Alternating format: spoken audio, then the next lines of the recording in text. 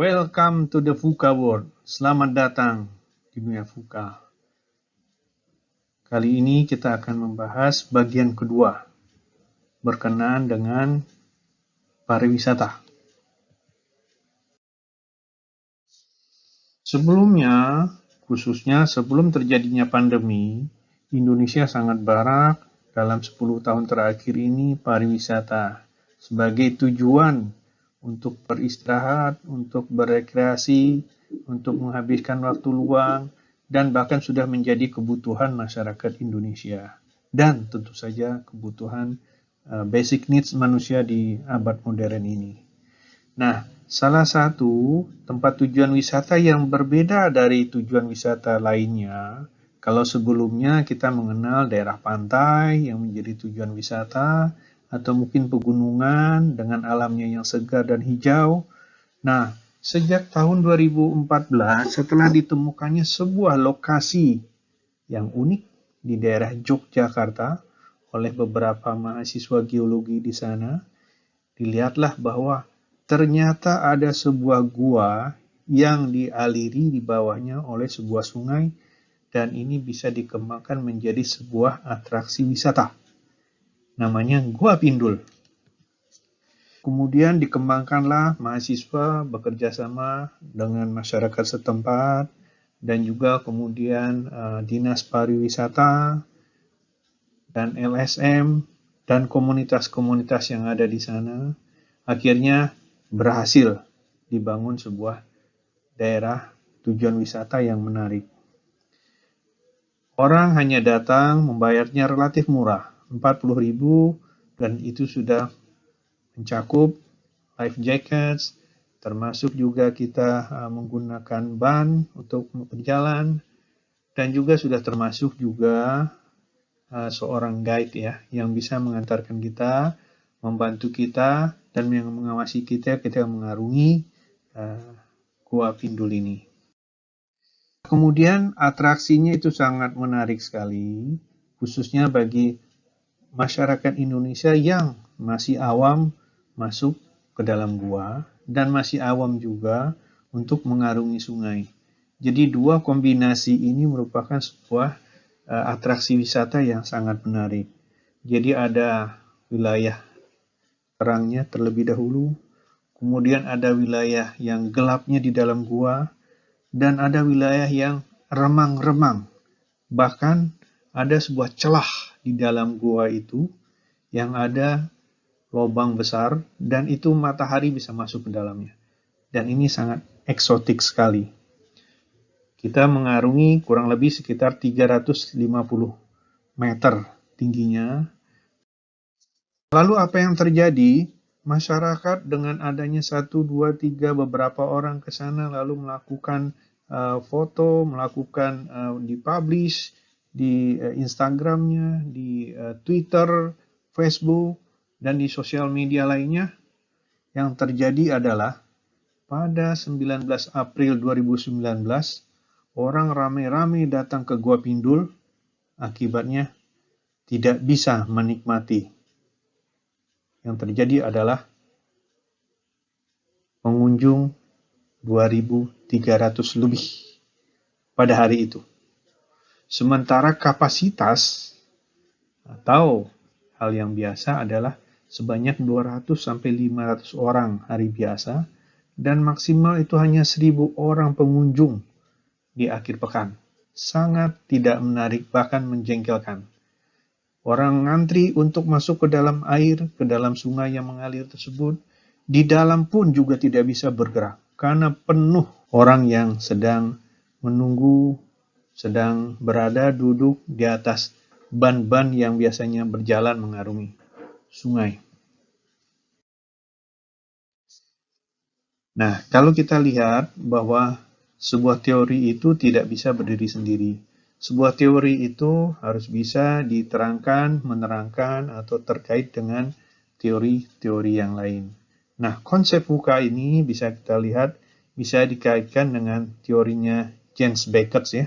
Pada tahun 2009, bagaimana market itu sangat tergantung dengan arena sosial yang ada. Ini ada hal yang perlu menjadi perhatian, yaitu ada 3 persoalan koordinasi, yaitu adalah mengenai value problem, yang kedua adalah persoalan kompetisi, dan yang ketiga adalah masalah kooperasi, koordinasi. Ini juga bisa dijelaskan fenomena ini oleh Manuel Castells pada tahun 2010. Dia menjelaskan mengenai bahwa dunia saat ini itu penuh dengan informasi yang sangat overloaded, dan juga kita dipenuhi oleh berbagai hal yang menarik, informasi yang A, B, C, dan seterusnya, itu karena perkembangan dunia teknologi informasi, atau dalam bahasa lain sebagai digital era. Ini semuanya telah mempengaruhi kehidupan kita. Nah, James Beckett pada 2010 itu menyebutkan juga bahwa persoalan ini, atau mungkin hal yang dihadapi oleh manusia pada saat sekarang adalah berkaitan dengan social network, berkaitan dengan institusi kelembagaan, dan juga berkaitan dengan cognitive frames, cara berpikir. Dari ketiga teori atau mungkin yang kita kutip untuk menjelaskan VUCA, ternyata inilah yang terjadi. Jadi 1-2 orang, sekelompok keluarga, mereka datang berkunjung ke Gua Pindul. Pengunjung yang ada dari sekitar Jogja, lalu sekitar Jawa Tengah, publish ke media sosial, lalu muncullah berbagai daya tarik yang luar biasa. Nah, ini bagaimana digital era, dan bagaimana social network, dan yang ketiga adalah ini bagaimana membangun cognitive frame-nya masyarakat. Wah, ini sebuah tempat tujuan wisata yang menarik atau sangat menarik. Saya belum pernah ke sini, keluarga saya belum pernah ke sini, apalagi juga dengan biaya masuknya yang relatif murah. Ini kita bisa lihat bagaimana Gua Pindul itu menjadi sebuah tren informasi. Nah, kalau sebelumnya informasi mengenai tujuan wisata, katakan diperkecil saja di daerah Yogyakarta, itu masih penuh dengan Parangtritis, pantai atau Keraton Jogja, atau wisata Merapi, Kaliurang. Tapi sejak tahun 2012, setelah mulainya dikenal, mulai diinformasikannya, mulai di-share-nya informasi mengenai Gua Pindul, sekarang Gua Pindul menjadi tren yang paling tinggi di sosial media. Bagaimana social network-nya? Jadi ketika cognitive frame masyarakat, oh ya ini bagus, ini bagus. Nah, yang terjadi adalah social network-nya berkaitan kemana-mana. Ternyata yang datang itu bukan hanya orang-orang yang ada di sekitar Jogja. Mereka punya teman, punya kerabat yang di Jakarta, di Medan, di Surabaya, di Makassar, dan di berbagai daerah lainnya. Akhirnya apa? Informasinya kemana-mana. Hanya dari satu tempat, kemudian berkembang kemana-mana. Dan itu juga menjadi sentra-sentra informasi yang kemudian juga menyebar. Alhasil seperti tadi kita lihat. Meledak. Persoalan institusinya apa? Tidak ada gerbang masuk. Karena konsepnya adalah yang dikelola oleh masyarakat sekitar. Jadi bisa masuknya dari salah satu pintu di sini, ada pintu yang lain, ada beberapa titik masuk tanpa ada penjaga. Operatornya ada 6 yang resmi dari pemerintah. Dalam prakteknya ada 11 operator yang terlibat, yang masing-masing operator menuangkan informasi di dalam media sosialnya melalui jaringan yang dimilikinya, akhirnya penuh dengan informasi, penuh dengan daya tarik. Dari 11 yang beroperasi, meskipun hanya 6 yang secara resmi, secara legal, ini pun masalah koordinasinya tidak ada. Mengikuti Beckett tadi ya, kenapa tidak ada koordinasinya? Mereka melihat peluangnya pada tanggal 19 April tersebut, Mereka lihat semuanya ada peluang meningkatkan atau mendapatkan pengunjung atau customer yang lebih banyak. Ketika semua datang dan semuanya bisa masuk melalui berbagai pintu, berbagai gerbang menuju mulutnya Gua Pindul, dan operator itu hanya memfasilitasi guide, memfasilitasi dengan perlengkapan life raft dan juga perahu karetnya. Artinya apa? Artinya tidak ada koordinasi. Orang datang terus dari operator A bawa rombongan 10, bawa rombongan 20 orang, bawa akhirnya penuh. Pemerintah pun juga kebingungan. Dan yang kemudian ini juga hal yang menarik bahwa pemerintah dalam hal ini sebagai regulator itu pun juga karena mungkin melihat ini aspeknya lebih kuat dari aspek kekeluargaan atau pemberdayaan masyarakat, maka aspek bagaimana pengelolaan secara kelembagaan, secara organisasi itu relatif tidak terstandar. Jadi siapapun bisa datang, termasuk juga dari 6 operator yang legal, ternyata ada 11 operator yang ada, itu pun juga akhirnya tetap berjalan seperti yang lain dan seperti biasanya. Nah, inilah persoalan bagaimana VUCA itu ya. Bagaimana VUCA, jadi kondisinya tidak stabil. Dan ini semuanya menjadi rentan ya. Orang yang tadinya ingin menikmati wisata, akhirnya kecewa. Bukan hanya itu. Kejadian lebih lanjut adalah sampah pun bertebaran. Selama ini masyarakat di sana pun juga punya keinginan, punya cita-cita bahwa lokasi wisata itu harus bersih, harus tertib. Tapi pada waktu itu kejadian berubah. Mereka juga kerepotan untuk membersihkan sampah, dan seterusnya. Kasus kedua, ada sebuah kota tua di Kroasia. Kroasia itu adalah sebuah negara yang relatif mungkin baru mulai membangunnya. Setelah bagian dari Yugoslavia, setelah terjadinya perang saudara pada tahun 2002, dan salah satu yang dikembangkan adalah pariwisata. Dan kota yang paling ditonjolkan adalah Dubrovnik. Ini merupakan sebuah wilayah yang sangat menarik di daerah Laut Adriatik. Jadi Kroasia itu berbatasan dengan beberapa negara, ada Kosovo, Bosnia-Herzegovina, ada Serbia, dan kemudian di selatannya itu ada Italia. Dan kemudian di sebelah baratnya ada Prancis ya. Yang menarik adalah Dubrovnik ini merupakan sebuah kota yang sangat eksotik. Meskipun tidak ada kerajaan besar yang berpusat di sini sebelumnya, tetapi pada abad ke-11, Dubrovnik ini merupakan salah satu tempat beristirahatnya King Richard setelah pulangnya dari krusade dari Yerusalem sebelum kembali ke Inggris. Sehingga kastil dan benteng yang di sana juga sangat bagus dan sangat menarik. Begitu indahnya pemandangannya dengan laut yang hijau dan dengan bangunan-bangunan ala Latin atau disebut juga dengan Mediterania ya.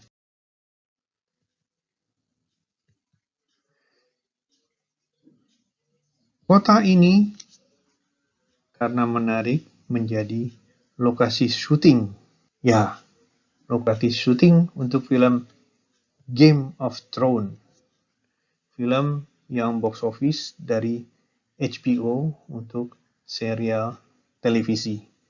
Pada tahun 2018 dijadikan lokasi syuting, dari bulan Februari sampai bulan Juli ditutup kotanya. Sangat luar biasa dampaknya. Jadi lokasi syutingnya ada kota tuanya, ada benteng-bentengnya, dan kemudian ada yang menjadi ikon dari film ini, The King's Landing, dan ada beberapa bangunan gereja tua. Yang terjadi adalah sebelumnya untuk mencapai Dubrovnik kita harus naik pesawat. Biasanya dari Zagreb karena tidak ada international flight dari sana. Nah, namun sejak tahun 2015, 16, 18 setelah syuting, kemudian berkembanglah daerah tersebut. Sehingga dari Italia itu sampai beberapa kali ada rute kapal pesiar menuju Dubrovnik. Termasuk juga frekuensi pesawat yang datang ke kota tersebut sangat ramai sekali. Ini karena apa? Sama halnya seperti Gua Pindul tadi. Informasi menyebar dari jejaring sosial. Kita saling terhubung dengan komunitas, dengan orang-orang yang ada di luar daerah wilayah kita. Termasuk juga Dubrovnik, ketika Game of Thrones itu sukses, orang mencari tahu di mana tempat syutingnya Game of Thrones. Kemudian Kroasia dan Dubrovnik pun memanfaatkan kesempatan ini. Sehingga yang terjadi adalah over tourism. Anda bisa lihat, orang begitu padatnya datang ke lokasi ini, atau dalam beberapa hari, katakanlah di akhir pekan, turis tidak bisa menikmati karena padatnya. Lebih dari itu apa? Ya, dari foto kanan bawah ini, sampah. Sampah menjadi problem. Dan bukan itu saja, warga yang berada di Old Town, di kota tua, menjadi terganggu. Karena begitu padatnya orang dan mengganggu ketenangan yang selama ini ada. Akhirnya apa? Kroasia juga akhirnya memutuskan untuk tidak mengembangkan lagi, tidak memberikan izin lagi yang namanya restoran-restoran. Souvenir, toko souvenirnya dibatasi. Karena apa? Karena sudah mengganggu daya dukung kota. Jadi yang tadinya dianggap baik, Game of Thrones itu, kemudian karena jejaring sosial, diinformasikan, dipublish ke seluruh dunia, ditambah lagi rutenya dari Italia, cruise atau kapal pesiarnya, bukan hanya dari Bari, cuma dari beberapa kota dari Italia juga bisa sampai ke Kroasia, sampai ke Dubrovnik ini. Dan kemudian frekuensi pesawat pun juga ditambah, bukan hanya dari Zagreb, tapi dari beberapa kota penerbangan internasional juga bisa sampai ke sana, termasuk juga dari Istanbul bisa ke sana. Akhirnya terjadi over tourism. Saatnya VUCA yang dikenal dengan volatility, uncertainty, complexity, dan ambiguity itu adalah fragile. Fragile itu mudah patah, mudah pecah, artinya rentan. Nah, kita harus merubah VUCA yang rentan menjadi VUCA yang agil. Agil itu yang tangguh, yang ulet, yang pantang menyerah. Yaitu memiliki vision, understanding, clarity, dan agility. Sumber dari VUCA itu adalah akhir dari Perang Dingin antara Amerika dan Uni Soviet, kemudian perkembangan globalisasi, dan adanya informasi teknologi, lalu juga era digital, dan yang penting juga adalah artificial intelligence. Dan saat ini kita saksikan VUCA pun juga disebabkan oleh pandemi, khususnya COVID-19. Saya menyarankan bukan hanya buku ilmiah, tapi 2 novel ini bisa menambah pengetahuan dan wawasan kita bahwa VUCA ada di tengah kita, VUCA hidup di dalam kehidupan kita, dan VUCA mempengaruhi masa depan kita. Demikian, teman-teman mahasiswa Sosiologi Organisasi, terima kasih atas perhatiannya.